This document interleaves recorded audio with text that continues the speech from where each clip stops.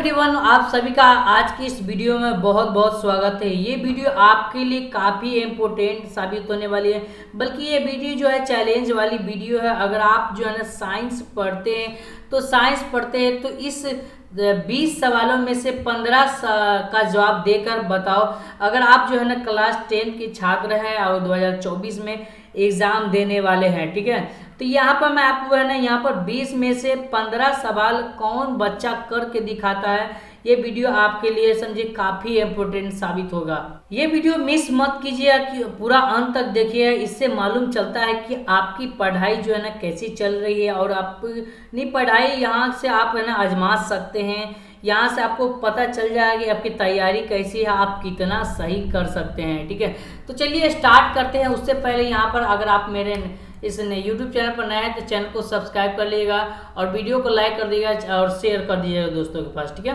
तो चलिए स्टार्ट करते हैं। और यहाँ पर देखिए पहला नंबर प्रश्न यहाँ पर बढ़ते हैं, और यहाँ पर पहला नंबर जो है सवाल यहाँ पर दिया हुआ है कि प्रकाश तरंग का उदाहरण है, ठीक है। तो यहाँ पर आपको 4 ऑप्शन दिया हुआ। पहला है ध्वनि तरंग, ऑप्शन नंबर 2 में दिया हुआ है विद्युत चुंबकीय तरंग, ऑप्शन नंबर सी में दिया है परावैज्ञानिक तरंग, उसके बाद जो है ऑप्शन नंबर डी में दिया है इनमें से कोई नहीं। तो आपको 5 सेकेंड दिया जाएगा जिनमें से आपको है ना जवाब देना है बस, ठीक है। 5 सेकेंड के अंदर में देखते हैं कौन से छात्र है ना इस सवाल का 20 में से 15 का जवाब दे पाते हैं, ठीक है। तो चलिए इसका सही आंसर है आपके लिए, यहाँ पर समय शुरू होता है।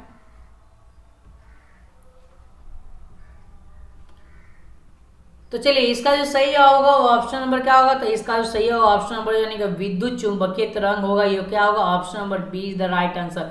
ये काफी VVI इंपोर्टेंट क्वेश्चन आपके बोर्ड एग्जाम के लिए है, बस वीडियो को लाइक कर दीजिएगा, ठीक है। चलिए आगे बढ़ते हैं, अगला प्रश्न बढ़ते हैं। और अगला प्रश्न यहाँ पर क्वेश्चन नंबर 2 दिया हुआ कि एक उत्तल लेंस की फोकस दूरी है ना 20 सेंटीमीटर है, तो यहाँ पर जो है ना इसकी क्षमता क्या होगी आपसे पूछ रहा है। तो दिया हुआ क्या यहाँ पर इसके उत्तल लेंस की फोकस दूरी यानी कि एफ का मान आपको दे चुका है 20 सेंटीमीटर, तो इसकी क्षमता क्या होगी। तो ऑप्शन नंबर ए में दिया हुआ 2 डायोप्टर, ऑप्शन नंबर बी में दिया हुआ -2 डायोप्टर, ऑप्शन नंबर सी में दिया हुआ 5 डायोप्टर, ऑप्शन नंबर डी में दिया हुआ इनमें से कोई नहीं, ठीक है। तो इसका जवाब आपको देना, तो देखिए इसको आपको सोल्व करना है तो सोल्व कीजिएगा।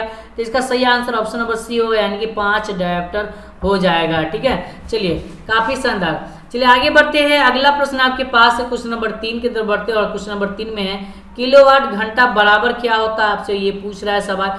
जैसे मैं ऑप्शन बता रहा हूँ उसके पहले आपको है ना कमेंट बॉक्स में इसका जवाब देना है, ताकि आपको पता चल जाए कि आप जो है ना कितना प्रश्न इनमें से सोल्व किया है, ठीक है। क्योंकि मैंने यहाँ पर 15 प्रश्न का चैलेंज दिया हूँ। अगर 15 प्रश्न आप 20 में से करके दिखाते हैं तो आपको है ना पता चल जाएगा कि आपका तैयारी कितना है, ठीक है।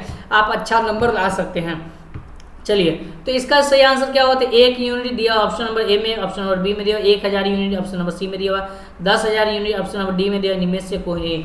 तो चलिए इसका जो सही है वो आपको बताना है। जल्दी बताइए इसका सही क्या होगा, जल्दी उसको बताइए, ठीक है। चलिए बहुत अच्छा। तो यहाँ पर आपका जो समय शुरू हो रहा है, ठीक है, समय के अनुसार आपको बताना है, जल्दी से बताइए।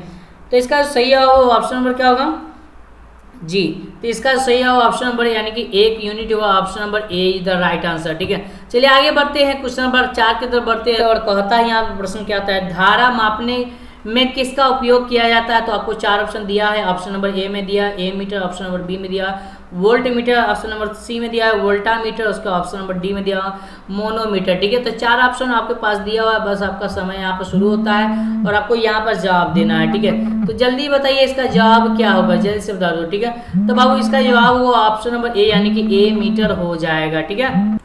तो चलिए आगे बढ़ते हैं और अगला प्रश्न की तरफ बढ़ते हैं। और अगला प्रश्न क्या आपको कहता है कि यहाँ पर क्वेश्चन नंबर 5 के बढ़ते हैं। निम्नलिखित में कौन सा पदार्थ जो है लेंस बनाने के लिए प्रयुक्त नहीं किया जाता है। तो आपको ऑप्शन दिया हुआ, ऑप्शन नंबर ए में दिया हुआ क्या है जल दिया, ऑप्शन नंबर बी में दिया हुआ कांच, ऑप्शन नंबर सी में दिया हुआ प्लास्टिक, और ऑप्शन नंबर डी में दिया हुआ मिट्टी।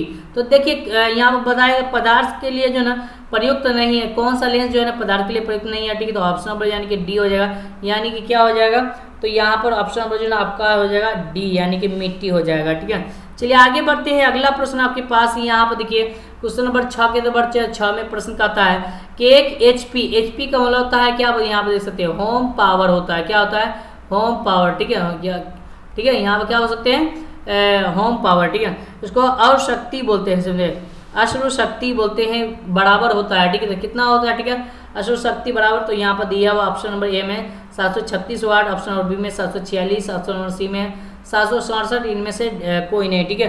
तो ये आपको बताना है। तो 6 का सही जवाब क्या होगा, तो ऑप्शन नंबर बी होगा 776 यानी कि 46 वाट हो जाएगा, सॉरी, ठीक है। क्या होगा, 746 वाट हो जाएगा। ओके, चलिए आगे बढ़ते हैं। अगला प्रश्न आपके पास यहाँ देखिए, प्रश्न क्या होता है, यहाँ आप देख सकते हैं प्रश्न आपके पास है कि यहाँ भी प्रतिरोध का मात्रक होता है, ठीक है। तो प्रतिरोध का मात्रा आपसे पूछ रहा है, ठीक है।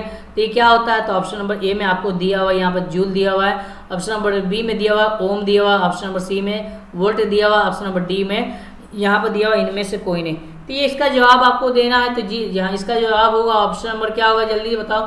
तो ऑप्शन नंबर बी होगा सही जवाब, ठीक है। आपको जैसे मैंने आपको बताया कि जैसे मैं आपको बोलता हूँ, ठीक है, उसी समय आपको जवाब दे देना, ठीक है, याद रखना, ठीक है। चलिए तो आगे बढ़ते हैं और अगला प्रश्न आपके पास, यहाँ प्रश्न क्या करता है, धातुओं, यहाँ पर बोलते हैं धातुओं की प्रकृति होती है। तो यहाँ पर आपको ऑप्शन दिया हुआ, ऑप्शन नंबर ए में विद्युत धनात्मक, ऑप्शन नंबर बी में विद्युत ऋणात्मक, ऑप्शन नंबर सी में उदासीन, ऑप्शन नंबर डी में इनमें से कोई नहीं। तो इसका सही ऑप्शन नंबर क्या होगा, विद्युत धनात्मक होगा, यानी कि ऑप्शन नंबर क्या होगा बाबू, तो ऑप्शन नंबर ए होगा सही जवाब। आप जो है ना कमेंट बॉक्स में जरूर बताइए, जिससे हमको पता चले कि कौन से छात्र है जो कि है ना कितना सही किए हैं, हमको ये पता चल जाएगा कमेंट बॉक्स में। तो इसलिए बार बार जो है आपको पहले बता रहा, क्योंकि देखिए ऑप्शन और उसके बाद जो है जल्दी से जल्द हमको बताने से पहले आप कमेंट बॉक्स में बता दीजिए। ग्रेफाइट होता है, तो ग्रेफाइट क्या होता है, तो विद्युत का कुचालक होता है, विद्युत का सुचालक होता है, दोनों कुचालक यानी कि सुचालक दोनों होता है, इनमें से कोई नहीं। तो 4 ऑप्शन दिया हुआ था आपको, ये आपको जवाब देना है। तो इसका सही होगा ऑप्शन नंबर क्या होगा, जल्दी बताइए। तो इसका जो सही होगा ऑप्शन नंबर यानी कि बी हो जाएगा, यानी कि विद्युत का क्या होगा, सुचालक हो जाएगा, ठीक है। चलिए आगे बढ़ते हैं। यहाँ पर अगला प्रश्न आपके पास, यहाँ पर क्वेश्चन नंबर 10 में कहता है संगमरमर का रासायनिक सूत्र क्या होता है, ठीक है। यहाँ पर पूछ रहा है संगमरमर का रासायनिक सूत्र क्या होता है, ये आपसे पूछ रहा है, ठीक है। तो ऑप्शन नंबर ए में दिया हुआ है CaCO3 दिया हुआ है।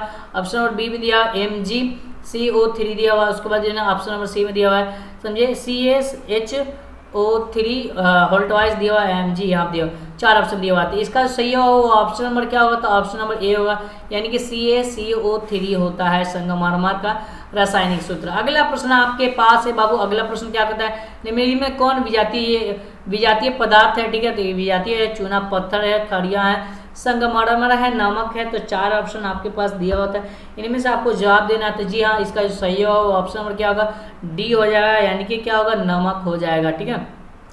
चलिए आगे बढ़ते हैं, 12 नंबर प्रश्न के बढ़ते हैं। 12 नंबर प्रश्न क्या कहता है कि तत्वों के आवर्ती वर्गीकरण के अष्टक सिद्धांत किसने दिया था, ये आपसे पूछ रहा है। तो यहाँ पर डावेराइन द्वारा, उसके बाद न्यूलैंड्स द्वारा, उसके बाद मेडलिफ द्वारा, उसके बाद जो है ना कोई नहीं, ठीक है। तो 4 ऑप्शन आपके पास है। तो 12 का सही ऑप्शन नंबर क्या होगा, तो इसका है न्यूलैंड्स के अष्टक नियम को ही है ना बोलते हैं अष्टक सिद्धांत, ठीक है। तो option number B is the सही आंसर, ठीक है।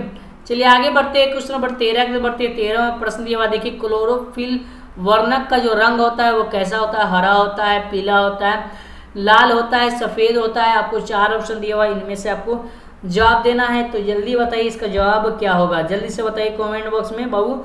यहाँ जी हाँ बिल्कुल, इसका जो सही होगा ऑप्शन नंबर जो ना वो ए हो, यानी कि हरा होता है, ठीक है। चलिए आगे बढ़ते हैं। तो क्वेश्चन नंबर 14 की बढ़ते हैं। 14 में यहाँ प्रश्न दिया हुआ देखिए, समजात अंगों का उदाहरण है, कौन सा समजात अंगों का उदाहरण है। ऑप्शन नंबर ए में हमारा हाथ तथा कुत्ते का अग्रपाद, उसके बाद है ना हमारे दांत तथा हाथी का दांत, आलू एवं घास के ऊपरी मुस्तारी, उसके बाद जो है ना ऑप्शन नंबर डी में इनमें से तीनों, ठीक है, मतलब तो ये तीनों, ठीक है। तो इसका जवाब क्या होगा ये आपको बताना है। तो इसका सही जवाब जो ऑप्शन नंबर इन है वो ए हो जाएगा, सही जवाब, ठीक है। चलिए आगे बढ़ते हैं, क्वेश्चन नंबर 14 के बढ़ते 14 में है, आहार नाल का सबसे लंबा भाग कौन है, आपसे बताना है। तो ऑप्शन नंबर ए में दिया हुआ है यहाँ पर ग्रासनी, उसके बाद ऑप्शन नंबर दिया अमाशय, ऑप्शन नंबर सी में दिया छोटी आंत, ऑप्शन नंबर डी में ग्रास नली, ठीक है। तो ये आपको बताना है। तो 15 का सही होगा ऑप्शन नंबर क्या होगा, जल्दी से बताओ मेरे बाबू। तो ऑप्शन नंबर सी होगा, यानी कि छोटी आंत हो जाएगा। जल्दी जल्दी आप लोग कमेंट बताइए, क्योंकि है ना समय के पहले मुझे बताने से पहले आपको बताना पड़ेगा।